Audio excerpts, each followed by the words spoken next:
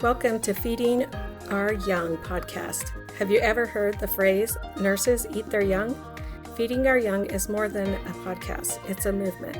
It's a desire to see new nurses of all ages be supported and uplifted by their peers. And it starts with me. It starts with you. So join host Eric Miller, registered nurse of nearly 20 years and adjunct clinical instructor, and today's honored guest, me, Rima Crossley. And be ready to have your life uplifted so you can, in turn, uplift others.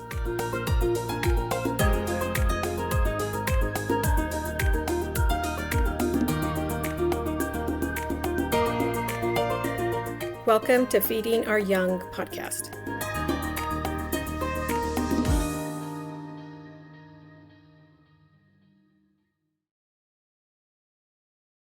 Hello and welcome to this episode of the Feeding Our Young podcast. As many people know, I am a recovering night shift nurse. Yes, after, 17 long years on nights. I've been on days for now almost 2.5 years, working on 2.5 years, and it's been amazing. And yet, I'm going to be honest, there are a lot of pros about working nights. And those that can do it, those that love it, it's just fantastic. It's fantastic. Every once in a while you get someone who's like, oh, I know I can't do nights. I know if I work nights, like I need to get out of nights as quickly as possible.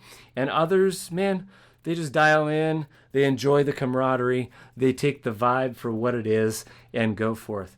Why am I talking about day shift versus night shift? Because it's not versus. We're two sides of the same coin. I just happen to have the honor of talking to one of my coworkers today. And not only that, but one of my night shift coworkers, who sadly I did not get to work with on nights because she came, I think she came after I had left. So without further ado, the one, the only Rima. Rima, good morning. How are you?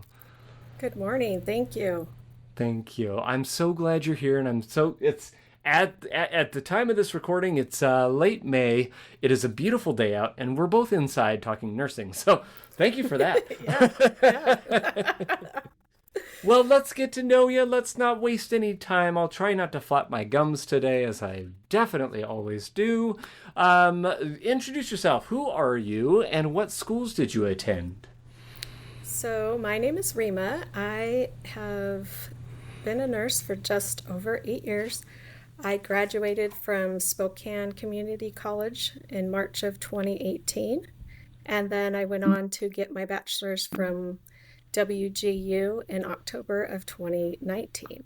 Fantastic. Now, I'm doing the math. That's not that many years ago.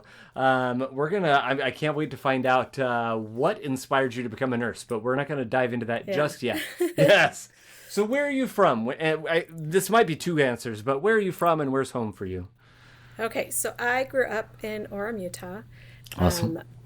Near Provo.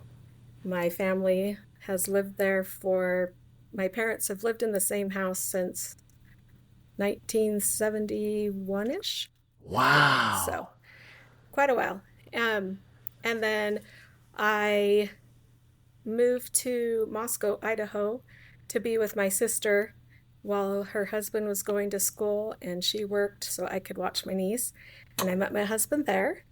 Oh. And he graduated in 1998, and we moved around the first year. We moved 5 times in 6 months because he had it was a seasonal job. Then we went to a different seasonal job, then back to that seasonal job, and now we are living in Springdale, Washington, which is northwest of Spokane, and he is working for the Spokane tribe and has since 1999. Wow. So basically your second home. It sounds like you've found somewhere to place roots. Yes. Oh, yes. You're bringing me back to my youth because my mom, we would move to all sorts of different apartments, and it wasn't too bad. We definitely weren't on the par of military or once a month on average based on what you said there. But, I don't miss moving. That's for sure. Yeah. So Rima, what 3 words did you choose to describe nursing school? So challenging, tiring, and fun. Awesome. And we'll talk more about those at the end. But in the meantime, and I love that. So again, send out these little forums for people to think about things they want to talk about. And I loved your initial response to this question, but what are 3 of your favorite songs in life right now? So I listen to the radio, so I'm kind of old school, so that probably Amen, dates me. sister.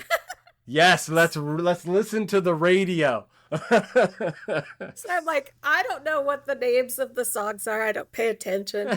But I I picked On Bended Knee because that is my husband and I's song. And we got married August 17th in 1996. So we will be hitting our 30-year mark this summer. Congrats. And then, thank you. And then And another sorry, song. On Bended Knee, that's the one by Boyz II Men, is that correct? Oh, yes. Boyz II Men, yes. Beautiful. So that was the first song we ever danced to. And then we danced to it at our reception. So, and then the second song I picked is called True Love by Pink. And if you've ever heard that song, it is spot on for people that are married. Yes, it is. Very much so. And then my third song is a church song, and I'm picking it because my father passed away 3 weeks ago. And it is called Families Can Be Together Forever. So is there any particular artist for that song? Ruth Gardner. And the music was done by Venya Watkins. Awesome. No, I appreciate you bringing that up. And because you and I had touched base about this a little before that. Yeah. And then I reach out to you and you're like, well, actually right now my dad died, I'm down here. And so my heart goes out to you. Thank you. Just celebrated the 1-year anniversary of my own father's death. So it's never easy, no matter how close or not close you are to your parents. And we'll talk more about in fact, let's segue. Let's use that as a very ham-handed segue into tell us what you want about your family. All right. So I grew up in a family with 4 brothers and 4 sisters. And I am number 6 in the family. And there is a 4-year gap between me and my sister just younger than me. So I was the baby for 4 years.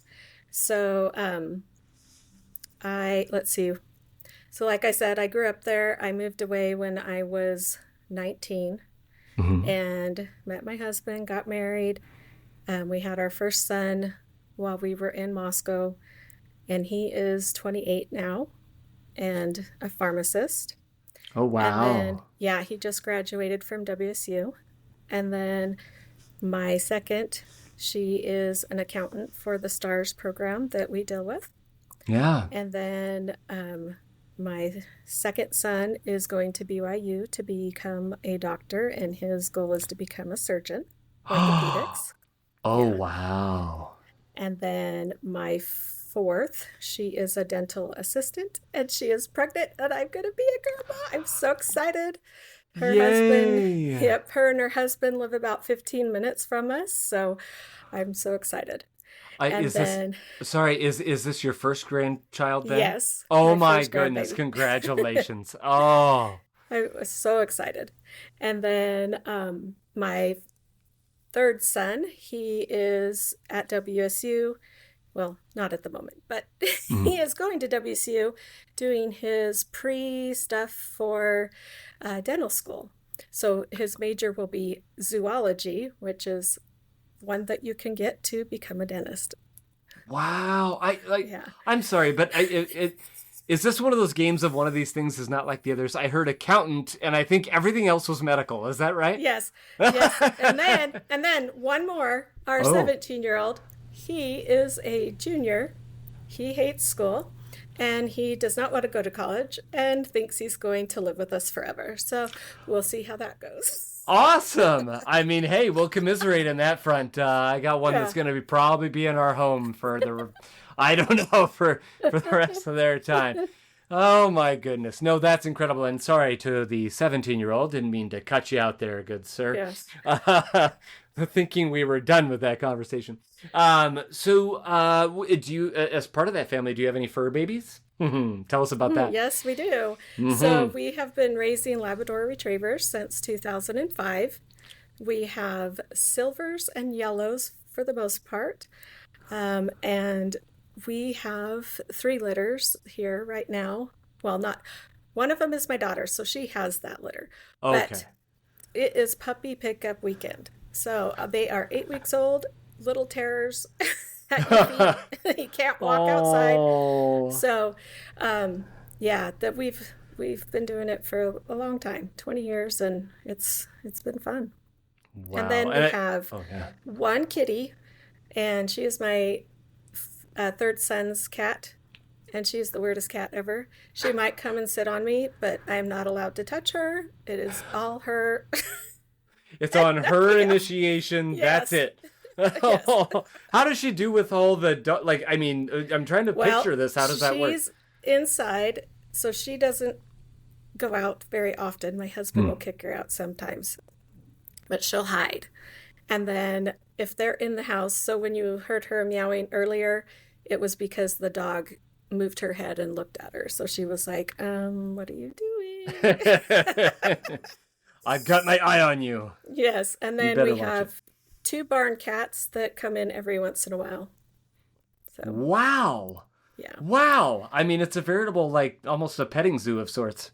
Yes. I love it. So we have 9 adults, and then that at this moment, if I counted the ones that left this morning, we had 24. No, not 24. 14 puppies here. So. Yeah, sorry, 14 is much better. Yeah. Yes. I think anything past about a half a dozen, you're talking like just pure chaos. So, yes, oh my goodness. So when you're not raising puppies, which sounds like all the time, what are the other things you like to do? What takes up your free time? So I like to crochet and sit on my couch, watch TV, and just crochet. And since I get a grandbaby soon, I've been making lots of grandbaby stuff, and my daughter's loving it. So she sends me ideas on Pinterest, and I've been making stuff, and she's like, do you think you can get it done by my baby shower at the end of June? And I'm like, I can get it done in like 2 days. You're like, please. Oh my gosh. Oh, that's awesome. Then I do want to, there's 2 last getting to know you questions that I definitely want to ask because I loved your answers to both. But the first one is, have you traveled? And if so, where? Yeah, so I've done a lot of traveling. My first big trip as a kid, I was in a Spanish immersion program in our elementary school, and they did a Mexico tour, basically. And so my dad... I'm going to interrupt you. I'm going to be rude and interrupt you, which I don't like doing. You said Spanish immersion in elementary school. Was this something initiated by your parents? Is this something you had a desire to do? Like, that's just not a usual thing I hear. It was my parents, of course. Yeah. So my brother just older than me and my sister just younger than me were in the Spanish immersion program. And so basically we did all of our learning in Spanish except for, of course, English, word spelling and all that kind of stuff. Yeah. And so... I can understand a lot, and I can speak it if I can reach in there and get the words. But sometimes when we have our Spanish speaking patients, like right before I go in, I type in the translator. I'm like, oh, duh, that's the word. Okay. I can talk to them. Mm-hmm. And for the most part, they understand, and we can get things done, so I don't have to spend the time waiting for the translator and all that. No, that is a very nice benefit to have. Yeah. So anyways, back to that trip. So I think I just finished 5th grade, and my brother had just finished 4th grade, and he had just finished 6th grade. And so we flew to Guadalajara, and then we spent a couple days there. Then we rode a bus to Mexico City, spent a couple days there, and then took a bus down to Acapulco. And I don't remember quite much about it. I remember playing soccer with some of the kids in one of the towns. And Acapulco, we went to cliff diving into the ocean, and they would time it just right so that they didn't hit the cliff and the water, wave. No. I don't know. It was pretty high. As a kid, I was like, oh my gosh, that's pretty dang high. Yeah, it was pretty fun. My dad worked for the state of Utah, and so he had time off, and he would take time off to do stuff like that. So it was pretty Wow. fun. And then I've also traveled to the Middle East.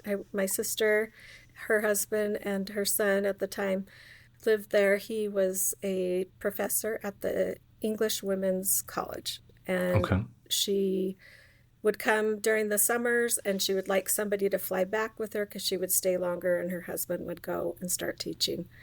And so she picked me one year, and I got to spend 2 weeks in Qatar, and they took me Wow. all over Qatar. We went to close to the Saudi Arabian border on a sand dunes trip, and the guy said, "We can't get any closer than this, or they will start shooting at us," even though they were still on their land.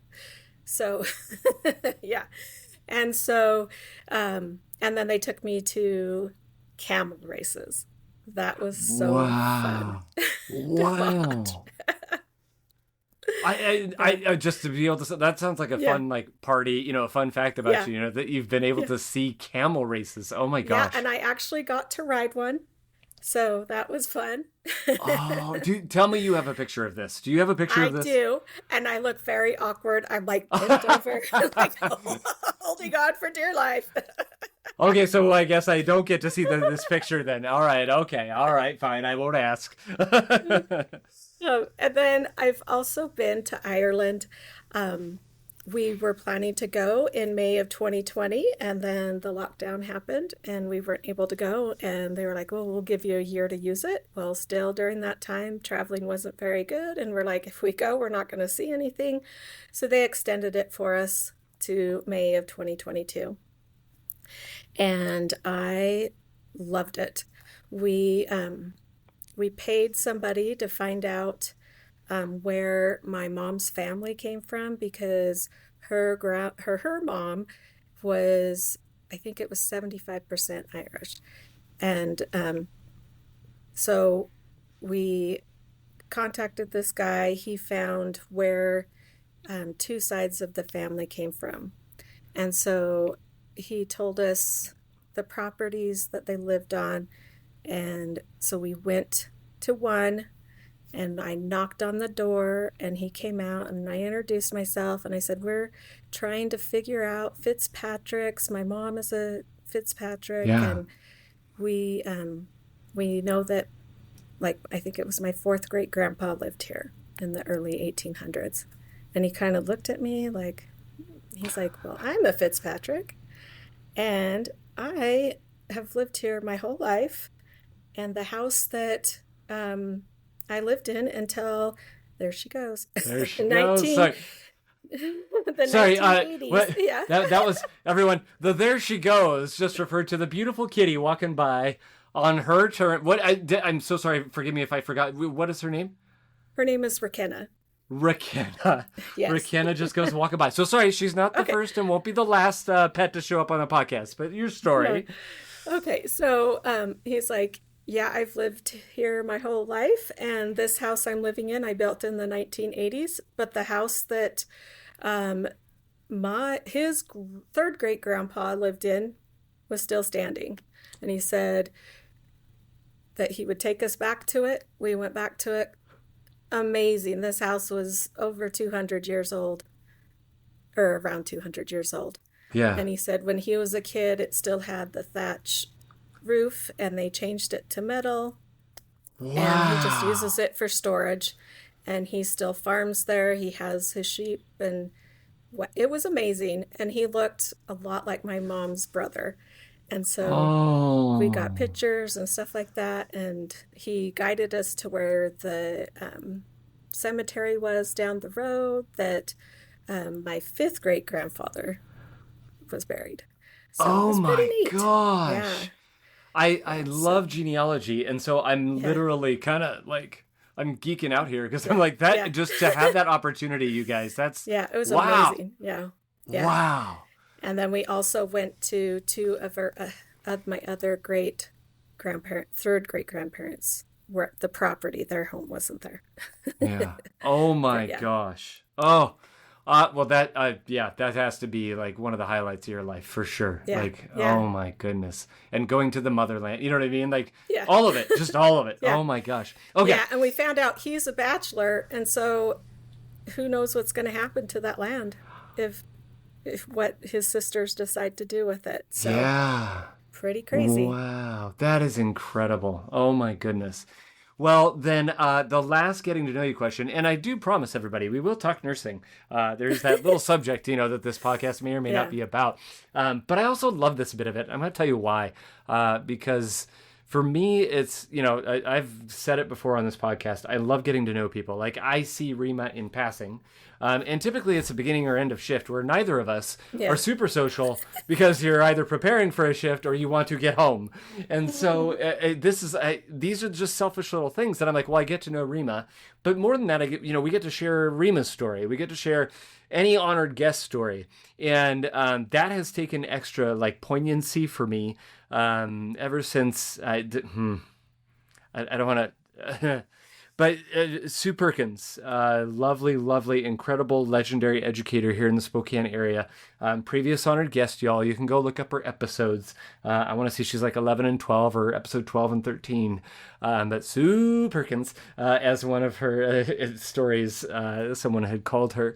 And she had just recently died here within the last few months, very suddenly, very shockingly. And we miss her. But for me, it was after getting past the grieving, it was just like, you know what? I can't. I got a chance to sit down and talk with her and to just tell stories. And we had, we talked about maybe another episode where, we just share more Sue stories. But going back and listening to that, that's something that I can't get back now. And the fact that it's recorded there and we get to hear it, and I don't know.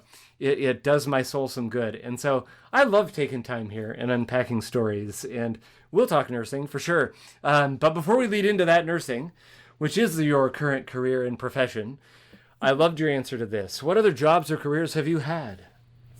All right. So growing up, I'll start at the very beginning. Growing up, my father liked us to make our own money, and I had a newspaper route. Yeah. And so all my older brothers and sister did that, and I got to start when I was super young, probably like 6 or 7. Oh wow! Oh my gosh! Yeah, so I had that until I was 16, and then I worked in the fast food business. I worked in grocery stores, and then when I got married, I worked at that time it was called Wearmart, but it is now called Winco Foods. And I was pregnant with our first, and then he was born.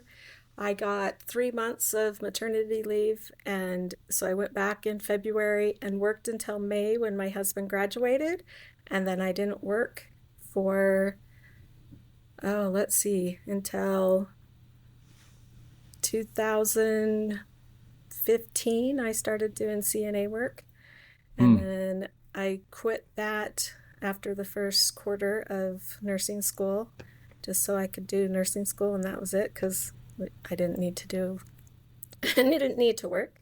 Yeah. And then I started my career as a nurse. That's incredible. And I'm going to focus on that period right up till before you said 2015, because y'all, here's what I had on the form that she sent back to me. After we had our first son and my husband graduated from college, I stayed home with my children. Yes. And my comment to that is, that's one of the hardest jobs of them all. And so my hat's off to you. My wife did it. Thank you. My mom was a single mom, and we both were products of divorce. We said, we're going to do whatever it takes. And fortunately, I landed in a profession where my wife could stay home full time. We didn't, even though I made decent money, it was enough for the mortgage, the food, and the diapers. And that was about it. A little bit of gas, a little bit of, car insurance, but that was it. Yeah. And, but it was totally worth it. And so people would always ask me, they're like, oh, so what does your wife do? You're married? Yeah, I'm married. What does your wife do? Every time I said, she works harder than I do. She stays home with the kids. So, it's hard. It's hard. So hats off to you, my friend. Yeah. Well, then, so you go into the CNA world / and then into nursing. So why nursing? What made you go into the healthcare field and nursing in particular? So the only really thing that I had to deal with nurses was at the doctor's office and when I had my babies. And I had some good ones and I had some bad ones. And I was like, I love this process, the delivering of babies, taking care of babies. I'm going to go into nursing for this. So. Wow. Okay, so everyone who listens to this podcast knows we don't spend a lot of time poo-pooing things. But let's we don't need names, obviously, nor would we necessarily even remember these names. But you said that you saw good nurses and bad nurses in the course of that experience that you had. Expound on that a little bit more, if you don't mind. I mean, I think we know what makes a good nurse, but what was your experience like? Why was it such a glaring difference? So I had great nurses that believed what I told them. This is, you are in labor, let's get you checked out. And they coached really well. And then I had a couple nurses that I was like, you don't believe me. You're like, you're really in labor? And I, like with my sixth. I'm like, yeah, this is my sixth. I'm not in transition at this moment, but I will be shortly. And I'm just in between contractions. And she checked me and she's like, oh, you're a 5. Okay, well, we'll get things going. And then she couldn't get the IV in and had to get somebody from the ER to come in. And that whole time I was having contractions just constantly. And I said, you need to check me again. Oh. And she goes, oh, you're a 10. Let me call the doctor and make sure she's almost here. So almost like, more nervous to have this baby than you. Right? Yeah. I was like, you better hurry up. So, yeah. So, and then one of the nurses I had, I was at a 10 when I got to the hospital, and she's like, I'm going to call the doctor. And she comes in, yeah, he's 20 minutes out. And she just sat there and was like, okay, keep breathing. Don't push. And I was like, oh, I am never listening to anybody like that again. I will push if I feel like it. So, this baby is ready. Like, this is happening. I'm like, you might have to deliver a baby, but he made it just in time. Oh, God. It was really annoying having her sitting there, don't push. And I was like, I'm dying here. I feel like that's the opposite of what you see on television, what a lot of people like experience. Like everybody's like, okay, push, breathe, push. Instead it's, don't push. Don't. Yeah. Oh my goodness. Well, yes, sadly there are bad nurses out there. We know this. We see it in, we see it in media. We see news stories of the really bad nurses that do really bad things. And that's not necessarily what we're talking about here. And who knows, maybe those nurses had bad days, that were taking care of you and all the things. I don't know. Maybe there's just more learning to be done. But the point is, you can be a bad nurse. But anyone out there that's like, oh my gosh, well, am I going to be a bad nurse? Like, you know what I mean? We all have those self-doubts and all the things. If you're asking, am I going to be a bad nurse? The odds are you're not going to be a bad nurse. Because typically the bad nurses don't know they're bad nurses, or they don't care that they're bad nurses. So just so you know, if you're going to be an amazing nurse and take the you have to take your initiative to make those to strive to become do the good things, to do the things that can make you a quote unquote good nurse. So, right. No, thank you for sharing that, Rima, too. And I love that those labor experiences, like, hey, I want to do this. You know what I mean? So let me jump down to another question that was there because, there's that generic, what area of nurses do you practice in? I think we've established that, but you did have part of that answer. So, what areas of nursing do you wish to practice in? So I would love to work in an LDRP, awesome. Which is labor, delivery, recovery, and postpartum. Right now I am in mother baby with Eric, and I love it. I love the babies. I love taking care of the babies. I love taking care of the moms. And I just wish I could cuddle them and snuggle with them and give them all the lovins, but I can't. Wait, why is that? Is that because you're actually busy doing your job? Yes, doing my job, and I don't think the moms would like it if I'm over there. Also true. Yes, yeah. I decided to become a nurse because I had this really bad nurse that kept kissing all my kids. Right. Like, it was ridiculous. Oh my goodness. No, that's hilarious. And it goes back to the story, when I first started on Mom Baby, a few days into my shift or into my job, my wife, I'd come home and that morning she's like, so how's the new job? How was it? And I was like, oh, it was great. Like, I'm terrified. There's all sorts of new things to learn, but I'm loving it. And and she says, she goes, well, what's it like holding all the babies? And I said, I have no idea. We don't get to do that anymore. We're too busy. We're doing all the work, and it's moms and dads who get to love on their little babies. So whenever we have like a special little moment where you have a baby who mom has to, go to the restroom and maybe support person isn't there. And she's like, do you mind, can you just hold my baby while I'm, yes, please. Yes. I will chill there. You take your time. I'm not in a rush. I will turn my phone off. I don't care. We'll just bond. Right. No, that's amazing. Well, let's dial it back just a little bit then. I want to go two different directions here. I won't dial it all the way back yet. I'm going to dial it back to what I talked about at the beginning part of this here too, because I don't want to insinuate necessarily. We talked about night shift versus day shift in the intro, but I don't want to necessarily insinuate that Rima is one of those that loves night shift, because I know you definitely want to get to days.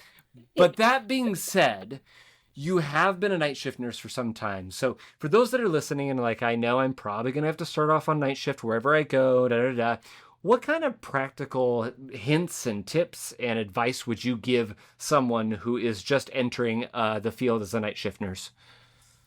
So it's hard if you are not a person that's going to stay up at night on your days off, because you're trying to switch back and forth throughout the week. And most places I've heard are really good with scheduling your nights in a row so that you are, if you're full-time, or working your 3 nights together or close to that, and not giving you one night here, one night there.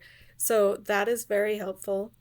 But my advice is go to sleep at your normal time the night before your night shift, and then try to take a nap sometime in the afternoon. I like to take my nap so I'm waking up and getting ready to leave for work. So I'll go to sleep, try to go to sleep from 2 to 5.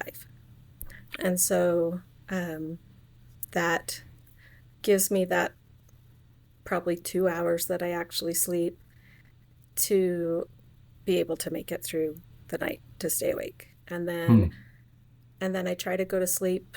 I actually live an hour away from the hospital, so my daughter lives in Spokane, so I go to her house and I sleep. So I try to go to sleep as soon as I can, and then sleep, who knows it. Sometimes I'm climbing out of bed at 6, and sometimes I'm wide awake at 3. So it just depends. Any other advice as far as because I've heard different people do different things from a nutrition standpoint. It made headlines. Gosh, maybe it was even as many as 7-10 years ago now that night shift work, and night shift work in particular they're going to try and classify it as a known carcinogen, not because of what it does to your body by itself, but because of the habits that go along with it. You know what I mean? And the various overeating and caffeination and this, that, and the other. Yeah. What do you do as far as that goes? So I try not to eat too much when I'm working night shift. Although sometimes people bring in snacks and you have to eat them. I mean, they're there. So yeah, and then there's always the candy drawer that we sneak out of too, if there's anything in it. So, but I try to do a little bit. I don't know, eat a little bit here and there, and then I'll eat a meal. But I don't tend to eat at night anyway. At home, thank goodness. I don't get up and eat or whatever. Yeah. So I've been okay that way. And so before I go into work, I'll eat a dinner or breakfast, whatever. That's usually a dinner type thing. And then eat during my lunch break, some other type of dinner thing. And then I go straight to bed when I don't eat anything before going to bed. So yeah, it's tough. I mean, if you're switching back and forth like I do, on my days off, I still stay up late and Yeah. wake up late. But one of these days, somebody won't sneak in underneath me and get a day shift, because that has happened to me 3 times now. Oh, no. Sorry. We bringing up a bitter point here, everybody. We're moving on to the subject here. We're going to change that here before No, it'll happen, right? It's bound to happen. It's definitely going to happen. No, and on that note, I mean, it sounds like we were very similar in the food regards, because I loved my, like, you know, when my wife was staying home in particular, she made food for the family. And because our kids weren't old enough to be working yet and all the things. So I'd wake up and have this nice little, you know, I mean, it was a home cooked dinner breakfast. And, you know, dinner breakfast was the greatest. And I never was one that liked a traditional breakfast, even when I was way back, you know, living like a normal human being. And so I enjoyed that. And then I'd have leftovers of that same dinner for dinner.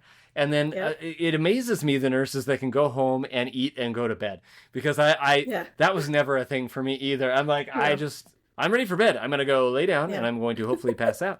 I get why, maybe. And every once in a while I knew that, like, if I felt super hungry, if like lunch was early enough in the shift, I would be like, okay, I need like a little, like my wife she was great at making me like a little like egg sandwich or something, or I would throw something together really quick and just a light snack, because I knew that if I went to bed truly hungry, then my sleep was likely going to be cut short, and it was not fun. So no, I appreciate that. Moving on to a more metaphorical standpoint, I know you wanted to touch on this phrase. I don't know if I've ever heard of it before. Eating our young, nurses eating our young. What is that, and what did you want to talk about that? Yeah, so I remember in nursing school at clinicals being in the report room or the huddle room, and the charge would be like, okay, who wants to take a student today? And everybody's, you know, hiding and like, no, isn't there a call light? I gotta go get. Right? Yeah. And I was just like, they hate us. They absolutely hate having students. And I was like, I will never be like that. And so when I worked in med surge on day shift and we were getting students, I would always raise my hand, because I was like, this is ridiculous, you guys. You all started as a student. Come on. And so I always volunteered to do it, and I loved it.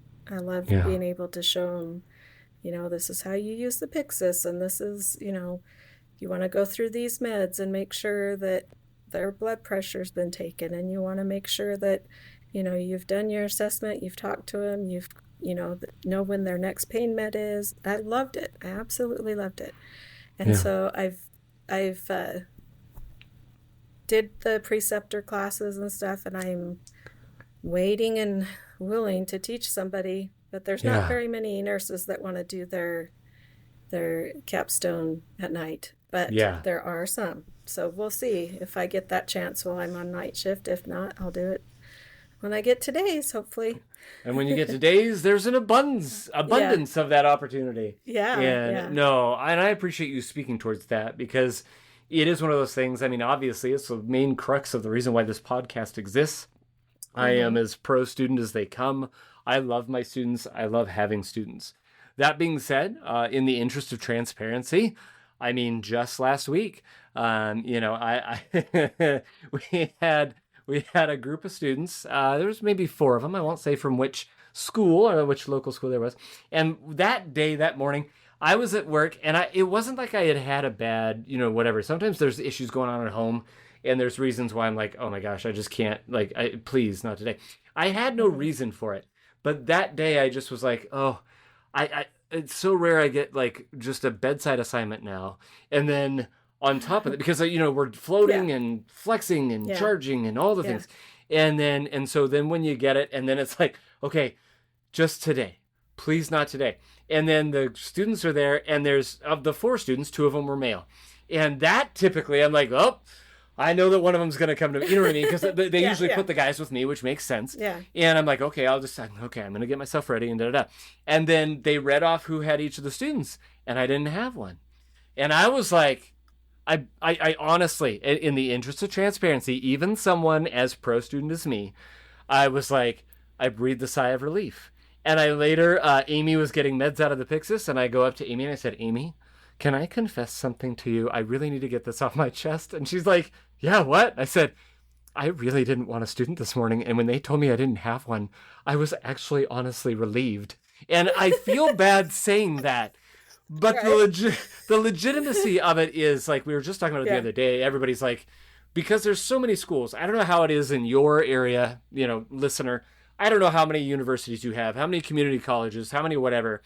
But we have students every day of the week. And sometimes not Sundays, but even then, SCC, I think, has students on Sundays on occasion. And it's just so the nurses, because there's only a select pool of nurses you can draw from, they have students every day. And it really does. There's sometimes you have to be like, hey, just hang on to my coattails. I can't talk right now. We've got a late pretermer. We got to, eat, sleep, console. I got this. We got to go do chem sticks. We got to go do that. But, I'll talk later. I promise. And so I get it. But on the flip side of it, you know what I mean? Like you said, we all started there somewhere. And so on those days where if I don't want a student and I get a student, guess what? I'm not going to be the one that's like, hey, man, I'm not feeling my best self. Just, deal with it. That's not me. I'm going to give my best to that student every time we have them. So, and I'm excited to, have you have that opportunity. It sounds like, having that same kind of a heart. And so, talking about community college, that did remind me, I do want to ask you too, like, because I don't get a lot of community college students on here. I want more. But can you talk to us about that? What was nursing school like for you going to community college, and maybe why did you choose community college? So I picked community college because it was not necessarily easier, but because it was kind of something I could do from home, because they had a lot of online at that point. Mm-hmm. And my two oldest were doing Running Start, and they were going to SCC, and it made it so we could drive together. And some of the classes we even took not together at the same time, but they took it after me type of thing. Mm-hmm. So we could talk about it. My pharmacist son took anatomy and he took a biology class that had a little snippet of anatomy and physiology, and I could ask him a question and he could answer me, and I was like, I wish I had your brain. I wish I could bring it. So and I also liked their how they picked who was going to be in the program at the time, and I think they're still doing it the same. It's a point system. It's based off, you get so many points for A's and B's, and you get points for working as in the healthcare field. You get points for community service and stuff like that. And so I already did stuff like that. So it was just a lot easier for me to be able to put it all together, tie it together, and do it that way. And I like the idea of having an 18-month program and being able to get my bachelor's. And at the time, SCC had just started their bridge program, which made it so as soon as you graduated, you could go straight into a bachelor's degree because you had all those prereqs and stuff to get into those programs. And so that's why I did it. That's awesome. And what was your experience like? I mean, you've already established you had multiple children, you know what I mean, that sort of thing. Yeah. And so you're not an old student, but you're a wiser student, having lived a bit of life. And that's what I love about community college is the diversity of ages, backgrounds, former careers, etc. What was it like for you? Yeah, so there was a lot of younger students in my cohort. I believe we had 48 to start with, and so they split us into two different groups, and we had classes together. And there was only very few, less than probably 5 that I was never in class with, that just ended up being on the later schedule and never went to the day schedule. Yeah. And I got to know a lot of people, and surprisingly, I was not the oldest, and there was a few people that were older. I had a friend that I had known since 2001 that got into the same group, and she actually lived near me, and we would carpool into classes every day, and we were also in clinicals together for the first 4 quarters, so it made it really nice to have somebody to carpool with. I would say there was kind of a little different vibe between the younger and older type, but I mean, they were still pretty good, and we were always friendly to everybody, so everybody seemed to get along. Awesome. It was fun. That's awesome. Then the last question pertaining to that's popping into my brain. Any advice to those older students who are starting school again? And this doesn't necessarily mean community college, but because in my first cohorts of students as an adjunct, I had a gentleman in his, I think, very early 50s, early to mid 50s, who had an entirely different career. In fact, previous honored guest, Noel Pittner, you guys can hear his story.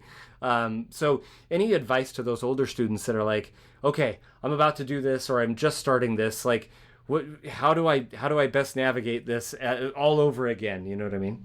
Yeah, well, I didn't have a career besides being home with my kids, which, I mean, you're all kinds of things as a stay-at-home mom. Yeah.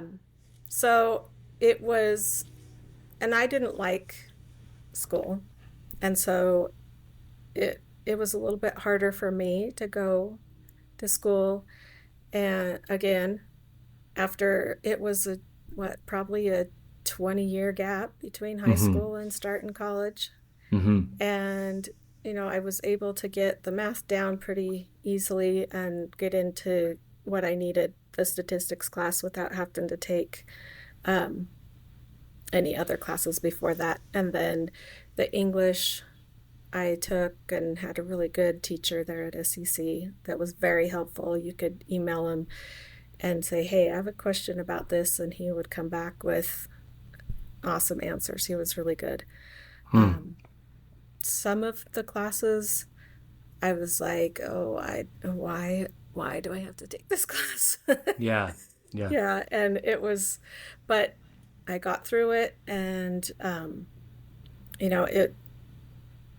it's a little bit harder to get back into it once you've been out of it so long, trying to remember, how do I study for this? How do I how much time should I spend on this?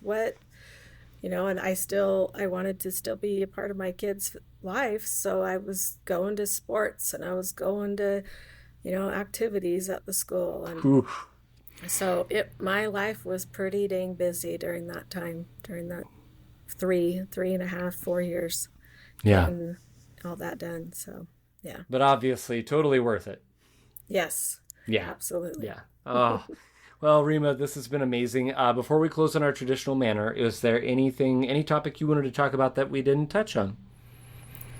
I don't think so. We pretty much talked about everything. Yeah. Just the eating our young, just don't do it. Please just don't remember, do it. You started as a new nurse, and maybe you had it all together, but some don't, and some need a little more guidance. Some of us learn by watching, and that is me. I am very visual, and so I really appreciated clinicals and my preceptors that actually taught me, because I had a couple that did not teach me. It was like after the first couple of weeks, they were like, we're just going to watch and see what you do wrong. And it was not okay. Yeah. So. Yeah. Well, I appreciate that, Rima. So let's dial it back to the 3 words you chose. What were they, and why did you pick them? All right. So challenging, tiring, and fun. So we kind of talked about challenging, getting back into the groove of being a student. Nursing school is hard. You learn so much, and then you get into the career, and it's you use the stuff, but it's not the same. The clinicals are what it is. Tiring, because you are studying and you're like, I'm going to stay up late tonight and I got to have this paper in by midnight. So I got to get this done. And so you're, staying up late getting that paper in, and then you got class or clinical classes would start at 8 sometimes, and then clinicals, we had to be there at 6:30 so we could meet our instructor and find out what floor we were going to. So, and living an hour away, that was challenging, very tiring. I remember some nights, because we would have our lab sometimes after class. And so I would be there from 8 in the morning until 6 p.m. It was long days, but I was grateful for it because I didn't have to drive in again that week. Yes. So, yeah, very tiring, very, very challenging. And then the fun part, I loved clinicals. That was I was so excited to go there, so excited to learn what I was actually going to be using. I loved labor and delivery and mother baby. I actually got to go to Sacred Heart and do those. And I was so sad the day that I was in labor and delivery. One person delivered and it was not mine. And my instructor was willing to stay. There was somebody out of 10 and it just didn't happen. Yeah. So I was so sad, but I did get to see some pretty fun C-sections. There was a baby born with her intestines, part of her intestines out of her umbilical cord. And I got to go with her up to the NICU and watch how they set her all up to get those to go back in. Yeah. So that was really neat. That was the fun part of nursing school, and meeting everybody, all the friends and stuff that I still kind of keep in contact with, and get to do stuff with them. So it's fun. Oh, I love it. I love it. And I love that you ended on that word there. So if you had one piece of advice that you want the listener to walk away with, to carry with them in their little heart of hearts for the rest of time, what would that one piece of advice be? Just rise above anybody that treats you badly. Don't let that bring you down. I spent a lot of time, and I still think about it, and it's been almost 8 years. My first preceptor was not the best to me. And if you make a mistake, learn from it and move past it. And, we're learning new things constantly as nurses. You hear it from those that have been there, 20 plus years. They're like, I'm still learning stuff. New stuff comes up all the time. Just know that it's going to be a learning process your whole nursing career. And, there's new things that come out all the time that we're learning about, and we get to put it into practice. And it's just a great experience. It's invigorating. It really is. Yes. And it's funny, though, that we're also I feel like one of the fields where we can be the most resistant to change. Yeah. And maybe it's some of the little things that just don't matter as much. But, right. There's a way we've done it for years and years. But golly, if there's a new way to do it, let's do it better. Yeah. Just like taking care of nursing students. There's a new way to do it, y'all. We don't have to put them through any sort of weird initiation. So, Rima, right. Thank you so much for sharing your heart and coming on and just telling us about your life. Yeah, thank you for having me. I look forward to nodding your general direction the next time I see you as we're crossing paths. Yeah. And hopefully one of these days I will be working with you on day shift. One of these days you will be working with us on day shift. Yes. Hopefully sooner than later. All right. Thank you, my friend. Thank you.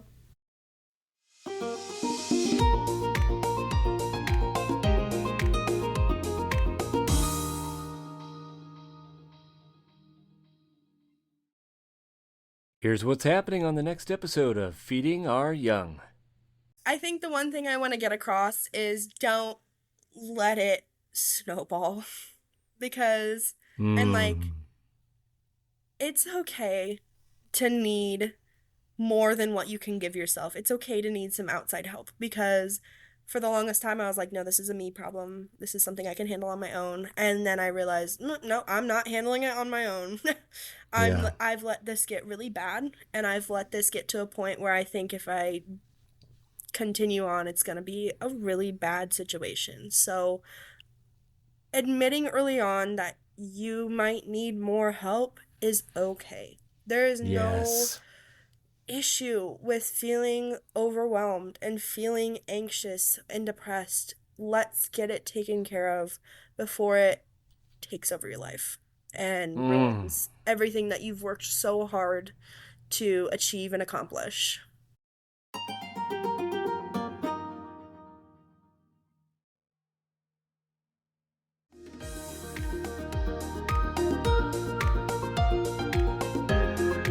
Did you like today's episode of Feeding Our Young? Want to know more about the Feeding Our Young movement? Check out our website at feedingouryoung.org. Would you like to be featured on a future episode?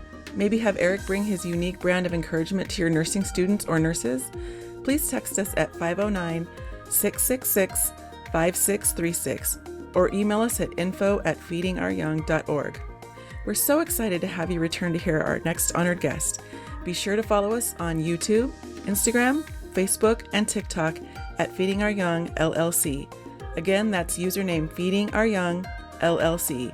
Until next time, be encouraged and go find someone to encourage today.